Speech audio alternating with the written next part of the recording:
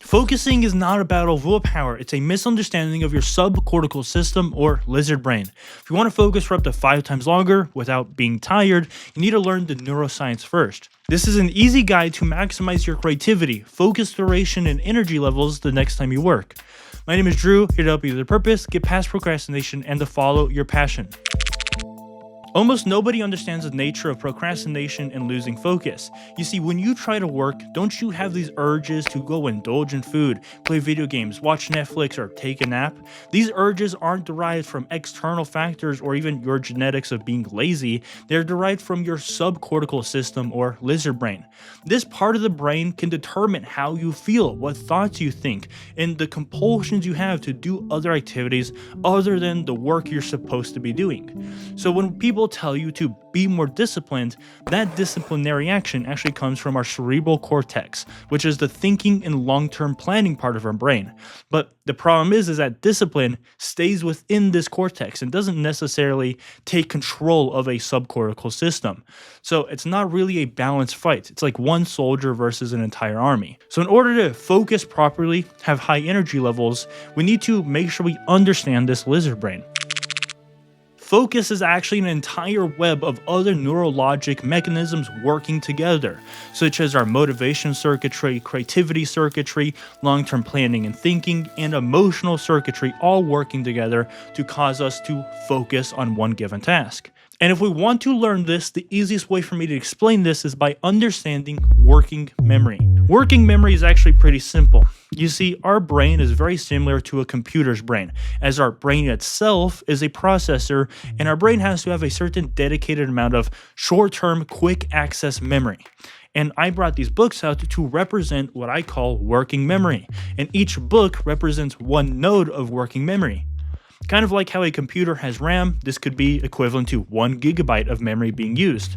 So our working memory is pretty easy to understand. And the reason I'm telling you this is because in the future, this is the reference point for how creativity works, how thinking works, how focus works, and how we can cultivate motivation on any given task.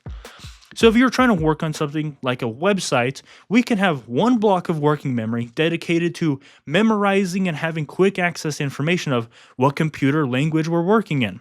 Another block of working memory to, what fonts are we using? What actual information or pictures are we putting on the website? The last block of working memory is just environmental factors. Maybe not necessarily about the task at hand, but what's going on around you. Are there environmental factors changing? Noises, movements, people, conversations, like what is going on around you? Your brain is constantly checking for safety to make sure that it's okay to be working on this project instead of running away from a lion. Working memory and how it works with our brain is kind of like a library. As we try to sit down and work on a project, we can only have so many books on our desk at any given time. So if we want to find a new book, then we're going to have to put one book back. This means that we're going to have to get up from our chair, walk around the library, put this book back, and go find a different book altogether.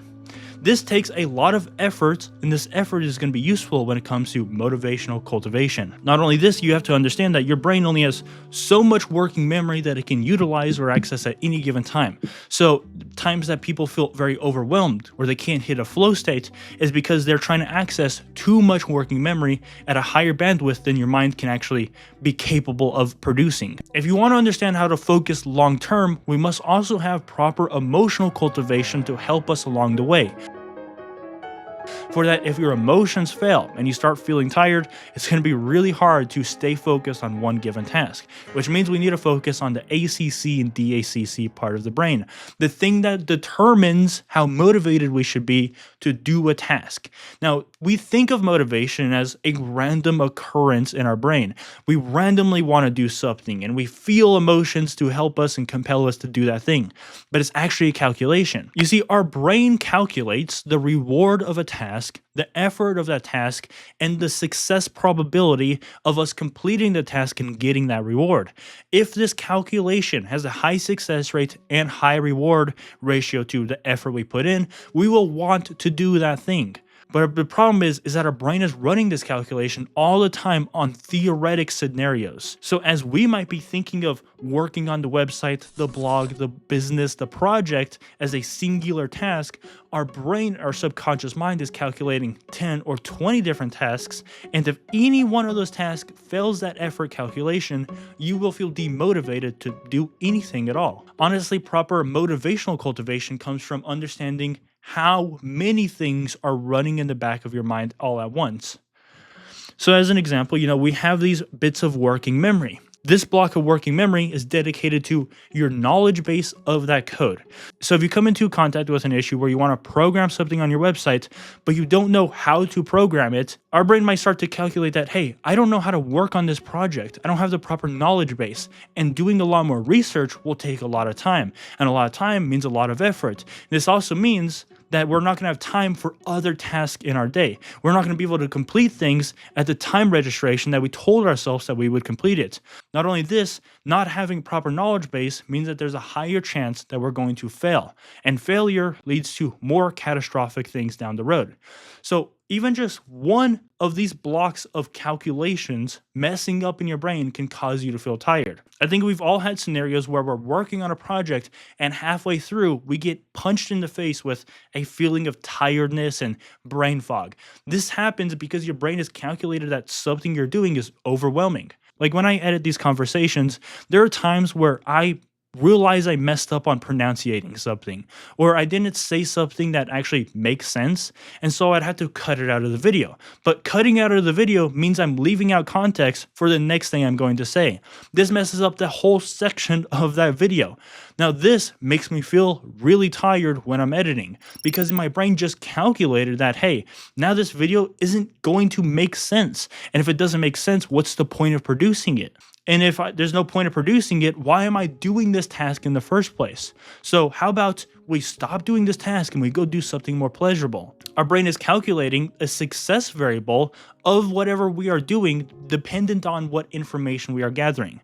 So if I'm editing a video, each cut I make and each thing that I watch is a new bit of information. When I was a video game developer and I used to play back my games I was playing, I would realize I would have a bug. My character didn't move the way I wanted, something would be glitched out with the textures. That was a new bit of information. That information ran through the effort calculation and said, oh, that's a lot of effort to fix that bug, to fix that writing error, to fix that thing in the project. Due to this factor, our effort cost raises really high and our reward stays the same, making it unbalanced. Therefore, we should feel tired, and let's avoid doing that work altogether. In order to make this as simple and easy as possible, think about your brain like a computer. You have your main application running, the thing you are working on, aka the project you want to focus on. But you also have these background applications and processes running. And if one of these background applications crash, it crashes your entire computer and slows it down. So yes, you could be working on the project, but if that's the only thing you ever care about, you're neglecting the background processes. One processing core of your brain is going towards your environmental factors. And if you're somebody who gets a lot of phone calls, text messages, notifications, or cars are blaring their horn outside or people are yelling, this is a dynamically changing environment. And your brain has to calculate for that. It calculates your safety. It calculates your chances of success on the project you're trying to work on. Because if somebody barged into your office while you're working, this would interrupt your workflow and that would change the effort to cost calculations of the work you're doing. So your background processes, such as environmental factors, affect your motivation just as much as the task itself. So your number one goal, the thing I would want you to take away from this, is to make everything as predictable and consistent as possible, along with increasing the chance of success as high as you possibly can. So you have a node of processing going towards the main task, one node going towards environmental factors, and one more node going towards time allocation and effort resources. So your brain is trying to calculate how this task fits in within your day, within your week, and how much effort you can actually exert. If I have to go to the gym and do the dishes and clean the house and take out the dogs, our brain has to give a rough estimate of how long and how effortful those things will be. Write down everything you need to do for a day. Write down a definition of success. Write down how long the project is going to take. Because if you vaguely tell your mind, I'm going to work, it just estimates that work is going to take a very long time at a very high effort ratio. But if you say, I'm going to work for 1 hour, I'm going on a walk for 1 mile, make it very specific, it is easier to do that task. Focusing for a long time is kind of like a boxing match. At one point, you're going to need to recover and rest. If you do this properly, you'll be able to deliver a knockout punch. I split this up into 2 main sections, which is creativity and dopamine. If you've enjoyed anything I've said so far, if I've helped you at all, make sure to subscribe down below. So firstly, creativity. Creativity is used with our working memory, and this is the main key. Now, creativity works kind of like how we selectively breed for plants. We can grab a seed, we plant it, we pick the best fruit of that plant, and then we plant that best fruit. This passes on only the best genes. We selectively breed for this over and over and over again, and this is how creativity works. The default mode network, part of our brain, is responsible for mind wandering. This is a sporadic inspiration of random thoughts that happen in your brain, where you have random memories and thoughts and ideas come up. And then this information gets passed to our executive control network. This part of the brain grabs that information and forms it into a refined seed. As we plant that seed again, we'll have more random thoughts derived from that seed. The process of doing this over and over again gives you the ability to come up with a few ideas, refine those ideas, come up with more ideas based off of that original idea. This is what we consider creativity. If we want to recover properly, we need to make sure this process works in an organized manner. When we're working on the project, our working memory is dedicated to that project. What's our goal? What are we working on? What are we writing? What are the things I need to write down as notes? All of our working memory is dedicated to that thing. But as soon as you go on your phone, you go to your little YouTube shorts, little TikTok, or whatever stimulus you can gather from your phone, your working memory changes from the project and switches out all these little books of knowledge to gather information of what content you just watched. Let's imagine you go on YouTube Shorts and you see somebody get hit by a car, okay? Or somebody gets in a car crash, or there's road rage, or all these different things. You see a war happening across the world, and now your bits of working memory is being dedicated to those videos and the content you just watched. Your mind wandering is actually going to derive from your working memory. You think about that car crash, what you would have said, what you would have done, thinking about all the rage you would have had, what you would have told somebody, the memories of the past, all this junk that just filled up your mind. You are now doing mind wandering and creative processes on that. And the problem is that people don't organize their thoughts and they don't prepare their working memory to be utilized properly. They just watch a lot of content and then they're able to be creative by, going to the shower or going on a walk. And then their thoughts they are having is just random junk. So if you're going to take a break from work, make sure you don't interject new information to your brain. Secondly, really quick, let's talk about dopamine. Dopamine is just a form of pleasure. It's the pleasure chemical. It's what everybody knows it as. Even if they don't research dopamine or neuroscience, it's pretty easy to understand. If you do a task, think about how pleasurable and stimulating that task is. Now, whatever that bar of high stimulation is, your next task you're going to have to do has to reach that same level of pleasure. And if it doesn't, you're not going to want to do that thing.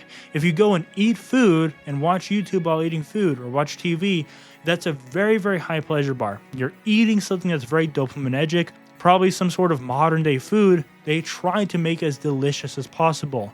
And you've probably never trained yourself to eat non-delicious food, because why would you? That's a whole other conversation. And you're watching the most entertaining video that you could find. Also high pleasure. You're maximizing pleasure on 2 different spectrums and combining it into one activity. What do you think that does to your dopamine levels? Compared to our ancestors who used to kick rocks and hunt for little lizards or whatever, what we do nowadays is extremely pleasurable. So when you try to go back to working on the project, it's extremely hard to do. And it's only extremely hard to do because your brain doesn't like going from a high pleasure thing to a lower pleasure thing. So when you're resting, be careful of how stimulating and how pleasurable a task is. Make sure it's equally as pleasurable or equally stimulating as the work you were just doing.